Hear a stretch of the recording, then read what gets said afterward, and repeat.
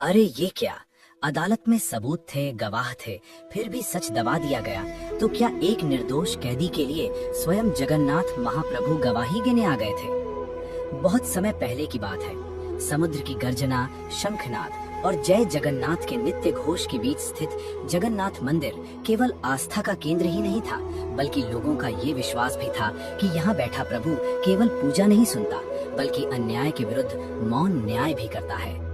उसी काल में पुरी के निकट एक छोटे नगर में माधव दास नाम का एक सीधा साधा व्यक्ति रहता था। उसका जीवन अत्यंत साधारण था। दिन में वो छोटे मोटे काम करके जीवन यापन करता और संध्या होते ही मंदिर के बाहर दीप जलाकर प्रभु का नाम जपता। न धन की लालसा, न किसी से शत्रुता। उसका अपराध केवल इतना था कि वो सत्य पर अडिग रहता था। एक रात नगर में एक धनी व्यापारी की रहस्यमयी हत्या हो गई। पूरे नगर में भय फैल गया।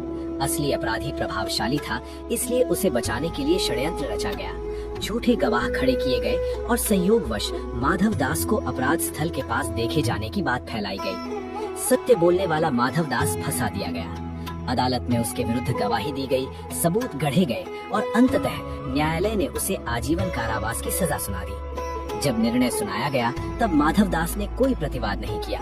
उसने केवल आंखें बंद की और मन ही मन कहा, नाथ, यदि मैं दोषी हूँ तो ये दंड स्वीकार है, पर यदि निर्दोष हूँ तो आप ही साक्षी हैं। जेल की अंधेरी कोठरी में समय धीरे धीरे बीतने लगा। माधव दास का शरीर दुर्बल होने लगा, पर उसका मन शांत था। अन्य कैदी उससे पूछते, तू इतना शांत कैसे है? तेरे साथ अन्याय हुआ है। वो बस मुस्कुरा देता और कहता, मेरे मुकदमे का फैसला मनुष्य नहीं करेगा। ये सुनकर कुछ हंसते, कुछ उसे मूर्ख समझते, पर माधव दास की श्रद्धा अटूट थी। हर रात वो जेल की दीवार से टिककर मंदिर की दिशा में सिर झुकाता और प्रभु से कहता, नाथ, मैं न्याय नहीं मांगता, केवल सत्य चाहता हूँ। उधर अदालत में ये मामला न्यायाधीश को भीतर ही भीतर बेचैन कर रहा था। गवाहों के बयान मेल नहीं खाते थे, पर राजनीतिक दबाव बहुत था। एक रात न्यायाधीश ने स्वप्न देखा। स्वप्न में एक अद्भुत तेजस्वी पुरुष प्रकट हुआ। वस्त्र साधारण, पर नेत्र विशाल और गंभीर। उन्होंने कहा, जिसे तुमने दोषी ठहराया है वो निर्दोष है। कल अदालत में एक गवाह आएगा, उसकी गवाही ध्यान से सुनना। न्यायाधीश घबरा कर जाग उठा। उसके हृदय में भय और आश्चर्य दोनों थे। अगले दिन पुनः सुनवाई आरंभ हुई।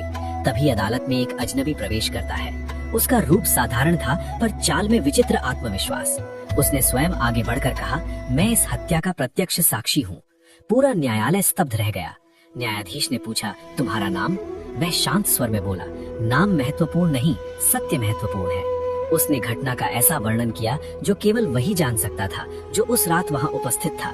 हत्या का समय, अपराधी का मार्ग, छिपाया गया हथियार और झूठे गवाहों की भूमिका। जैसे जैसे वो बोलता गया, झूठे गवाहों के चेहरे पीले पड़ते गए। अंततः वास्तविक अपराधी टूट गया और उसने अपना अपराध स्वीकार कर लिया। अदालत में सन्नाटा छा गया। न्यायाधीश ने कांपते स्वर में पूछा, तुम वास्तव में कौन हो? वह व्यक्ति हल्की मुस्कान के साथ बोला, जो अन्याय के समय साक्षी बनता है। ये कहकर वह व्यक्ति धीरे धीरे बाहर चला गया और भीड़ के बीच अदृश्य हो गया। उसी क्षण मंदिर में एक विचित्र घटना घटी।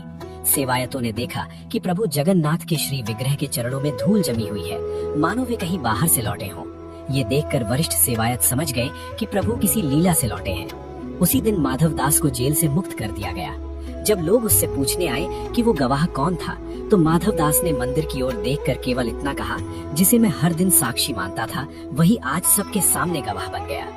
माधव दास का जीवन फिर सामान्य हो गया, पर अब उसके चेहरे पर एक अलग ही शांति थी। वो पहले की तरह मंदिर के बाहर दीप जलाता, पर अब लोग उसे सम्मान से देखते थे। वो कभी अपने साथ हुए चमत्कार का घमंड नहीं करता। वो बस कहता, जब संसार का न्याय अंधा हो जाए तब प्रभु स्वयं आंख बन जाते हैं। इस जगन्नाथ लीला का गहरा संदेश यही है, जब सत्य अकेला पड़ जाए, जब निर्दोष की आवाज दबा दी जाए, तब प्रभु केवल मंदिर में नहीं बैठते, वे अदालत में आकर गवाही भी देते हैं। जहाँ मनुष्य का न्याय चूक जाए, वहाँ जगन्नाथ स्वयं साक्षी बनते हैं। जय जगन्नाथ।